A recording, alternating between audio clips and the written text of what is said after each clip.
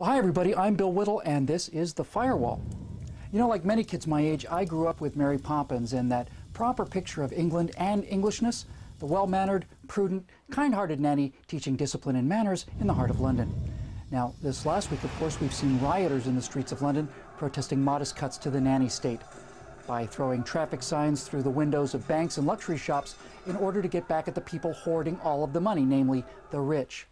In Wisconsin, of course, we saw the same thing, mobs disrupting the legislative process because they didn't like the outcome, and state senators walking out not only on their jobs but also on their oaths because they were going to lose a vote critical to their liege lords and masters, the members of the public employees unions. They know which side their bread is buttered on. Now, speaking of heartless multimillionaires, the mendacious Michigan manatee of malevolence, Michael Moore himself, appeared on the steps of the state capitol in Madison and said this. America is not broke. Not by a long shot. The country is awash in wealth and cash. It's just that it's not in your hand. It has been transferred in the greatest heist in history from the workers and consumers to the banks and the portfolios of the uber-rich. Look, put aside the hypocrisy of a multimillionaire who made his millions attacking capitalism, a man known to hire the cheapest non-union labor available and treat them as badly as anyone in the business. Put all 450 pounds of that oleaginous, quivering hypocrisy off to one side, or at least as far from the center as it'll fit, and ask yourself if Michael Moore is correct. Are we, in fact, broke as a nation? Or is there a national resource, namely the wealthy, that have locked up all the money? Well, many of us on the right know that the left only wins when they can find one isolated sob story and sell that. Statistics, that is to say data, that is to say evidence, is usually fatal to the liberal worldview. And noted gearhead, hot rodder, statistical expert, and super genius, that'd be my friend Iowa Hawk, took a few minutes out of a busy day of gapping spark plugs and did some basic research and tried to figure out how to actually pay for the $3.7 trillion that Barack Obama and the Congress plan to spend in 2011. That's $10 billion a day, folks. Now, witness the firepower of this fully armed and operational Iowa Hawk. We've got a year to pay for. Let's start at 12:01 a.m. January 1st. Look, the only thing more evil than a rich person in the eyes of leftists is a rich corporation. Let's take the two most evil of them all, ExxonMobil and Walmart. Forget high taxes. Let's just take every penny of their combined 2010 global profits. That's $34 billion. Spending all of their money gets us from midnight on January 1st until 9:52 a.m. on January 4th. Okay, not as impressive as we hoped. So now let's take every single penny of profit, every penny from the other 498 fat cat companies on the Fortune 500, all of it. That's $357 billion. That gets us to 2 a.m. on February 9th.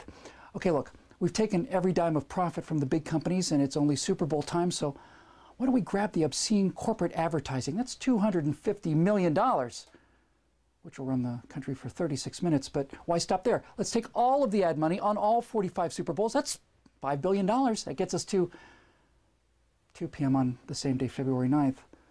Look, it's obvious that we can't do this just on the backs of corporations. So if we're going to soak the rich, let's start with the obscene sports salaries. Let's take all of the salaries from the NFL, the NBA, NHL, Major League Baseball, not their endorsement deals, just their salaries. Throw in all of the winnings on the PGA Tour and the money spent with those redneck, knuckle-dragging NASCAR fans as well. That's $9.4 billion, which gets us to 1 p.m. on the next day, February 10th. Okay, look, forget athletes. I mean, take all their money, but it's obviously not enough. Let's get to the rich. Let's take 100% of every penny that anyone makes above $250,000. I can hardly wait. Let's see. The number of U.S. households is 116 million. The percentage of households above 250K in income, I think that's 1.93%. So the number of households above 250K of income is 2,238,800 households. The total income of those households in excess of $250,000 is $1.412 trillion. Now we're talking. Let's eat the rich. Let's take everything everyone makes in America above $250,000, which gets us from February 10th all the way to, oh, damn it, 6 p.m. on July 2nd. Well, look, obviously, we're going to have to cut some spending. I know. Why don't we just stop paying for the wars in Iraq and Afghanistan? That's where the money for healthcare goes after all, right? Into wars for oil? Not another dime for them. Let's just bring them all home right now. That would save us $105 billion in Afghanistan and $159 billion in Iraq for a total of $264 billion. That's enough savings to cover us until 4 p.m. on July 29th. Hey, that's blockbuster season. We need the money, so screw you, Star Wars. We're going to take every penny in movies, toys, lunchboxes, etc., the whole shebang, $25 billion. That'll knock us all the way down to 4 p.m. on August 1st. Look, God knows that Hollywood has been good to the left, but they're no longer useful idiots. They're just idiots now. So let's evict everyone in Beverly Hills and sell their homes at current market value. 15,000 homes at $2 million per gets us another $30 billion, paying the bills through 4 p.m. on August 4th. Now, this isn't working. Michael Moore assured us that there's plenty of money out there and that it's all tied up in the rich. So, guess what? Liberal billionaires, Warren Buffett and Bill Gates, tough luck for you.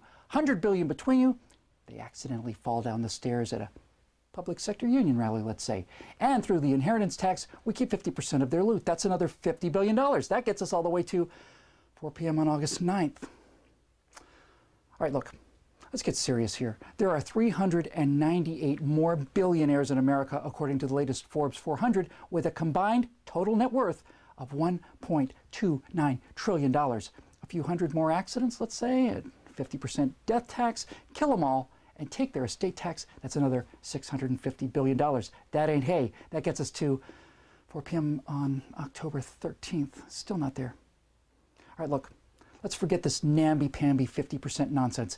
Kill all the billionaires and take all of their money, all of it. Take everything. And take everything from the next 100 or so of the almost billionaires, too. That gets us another 73 days until, hey, 4 p.m. on December 25th. Christmas, everybody. Almost there. See how easy this is?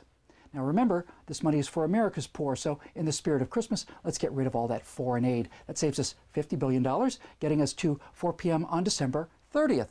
So near and yet so far. We've still got a day and change to pay for. To cover the remaining $12.5 billion, we're unfortunately going to have to hit every single man, woman, and child in America for $40 each to pay for that final 32 hours, which gets us to 12 a.m., January 1st, 2012. Happy New Year, everybody. And what happens next?